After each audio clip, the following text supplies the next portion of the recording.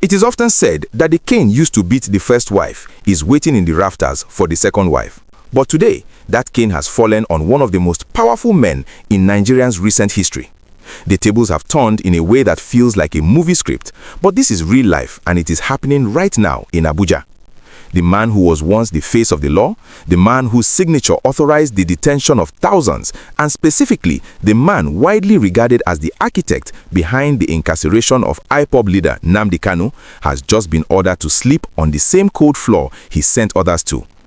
Breaking news reaching us confirms that the former Attorney General of the Federation, Abubakar Malami, has been remanded in Kuje Correctional Center. And he is not alone. He is going to prison with his own son. We are going to break down every single detail of what happened in court today, the billions of naira involved, and the shocking list of hotels and mansions that have landed the former Minister of Justice in hot water. This is the kind of story that makes you realize that no condition is permanent. If you want to stay ahead of the news and get the full details without any filters, please do me a massive favor and smash that like button right now. It helps us push this video to more Nigerians who need to know that justice, even if it is slow, eventually arrives. And if you are not part of our community yet, click that subscribe button and turn on the notification bell so you don't miss the next update on this developing saga. Let's set the scene at the Federal High Court in Abuja. It was a tense Tuesday morning. The atmosphere was heavy as Abubakar Malami, a man who walked these corridors with an air of untouchability for 8 years, walked into the courtroom not as a minister, but as a defendant. Beside him stood his son, Abubakar Abdul Aziz Malami, and another associate, Hajia Bashir Asabe. They were there to face the Economic and Financial Crimes Commission, the EFCC, on a heavy 16-count charge.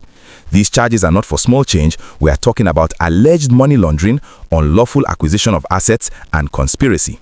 The same EFCC that Malami once supervised has now dragged him before Justice Emeka Nwite to answer for what they call monumental corruption. The drama peaked when the charges were read. The defendants, including Malami and his son, pleaded not guilty. Their lawyers immediately tried to apply for bail, hoping to take them home today, but the court said no. Justice Nwite ordered that all three of them be remanded in Kuje Correctional Center until the bail hearing can be properly held on January 2, 2026. Yes, you heard that right. The former AGF will be celebrating the new year behind bars in Kuje. This is the same Kuje prison where high-profile terrorists, kidnappers, and yes, political prisoners have been held. The irony is so thick you can cut it with a knife. For years, supporters of Nnamdi Kanu have cried out against Malami's handling of the case, accusing him of bias and persecution. Today, many of those supporters are looking at this news and calling it the ultimate karma. But let's look at why he's there. The details released by the EFCC are jaw-dropping. They are accusing the former chief law officer of using his office to funnel suspicious funds through private companies and property deals. The EFCC alleges that Malami used fronts, companies like Metropolitan Auto Tech Limited and Mitak Hotels Limited, to wash public funds. One of the charges claims that Malami and his son procured over 1 billion naira, specifically 1.014848,500 naira, through Metropolitan Auto Tech Limited between July 2022 and June 2025. They are accused of trying to hide where this money came from in a sterling bank account. And it doesn't stop there. The list of properties is like a tour of the most expensive real estate in Nigeria.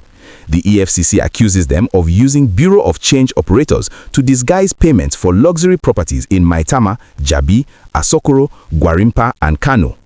We are talking about a 500 million naira luxury duplex in Amazon Street in Maitama, a 700 million naira property on Onitsha Crescent in Garki, a massive hotel in Jabi worth 850 million naira, another property on Ryan Street in Maitama worth 430 million naira, and other properties scattered across Abuja, Kano, and Birni Kebbi worth over 537 million naira.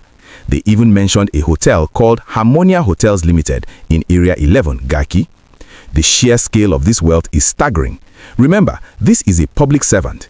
The EFCC says Malami reasonably ought to have known that these funds were proceeds of unlawful activities. One specific charge alleges he used 600 million naira as collateral to secure a loan for Rayan Hotels Limited, despite knowing the money was suspicious. This paints a picture of a man who was allegedly building a business empire while serving as the country's chief legal officer. Now, think about the symbolism of Kuje Prison. Kuje is not a five-star hotel. It is a harsh reality check. For a man who was arguably the most influential official in the Buhari administration, a man whose word was law, to be stripped of his freedom and sent to remand is a massive statement. It sends a signal that the current administration might truly be taking the gloves off. Or is this just another political game? Many people are asking if this trial will lead to a conviction or if it will be another media trial that fizzles out. But for now, the image of Malami in the dock is powerful. I want to pause here and ask you, the viewer, do you believe this arrest is a genuine fight against corruption, or do you think it is political revenge? And how does it make you feel seeing the man who jailed Nnamdi Kanu now sitting in a prison cell himself?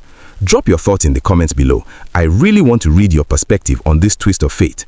The EFCC has listed its witnesses and they are ready to talk. They have investigators, Bureau of Change operators and bankers lined up. One witness, Hassan Aliyu, claims his account was used for suspicious multi-million naira transactions without his full knowledge. The anti-graffiti agency says its officials are ready to testify about the monumental corruption linked to the former minister. The prosecution is coming prepared. They are not just throwing allegations, they have submitted documents, bank statements, and proof of evidence to the court. This case is going to be the biggest legal battle of 2026. The next hearing is fixed on January 2, just a few days from now. On that day, the court will decide if Malami and his son can go home on bail or if they will continue their stay in Kuje. The tension is high. His legal team will fight tooth and nail to get him out, but the judge has shown that he is not afraid to keep big men in custody. As we wrap up this update, it is important to remember this lesson. Power is transient. Today you are the hunter, tomorrow you can be the hunted. The remand of Abubakar Malami is a history lesson unfolding before our eyes. We will be at the court on January 2 to bring you the live updates on the bail ruling. You don't want to miss that. If you found this breakdown informative, smash that like button. It really supports the channel and helps us keep bringing you the news that matters. And if you are not part of our community yet, click that subscribe button and turn on the notification bell so you don't miss the next update on this developing saga. Stay safe, stay vigilant, and remember, nobody is above the law.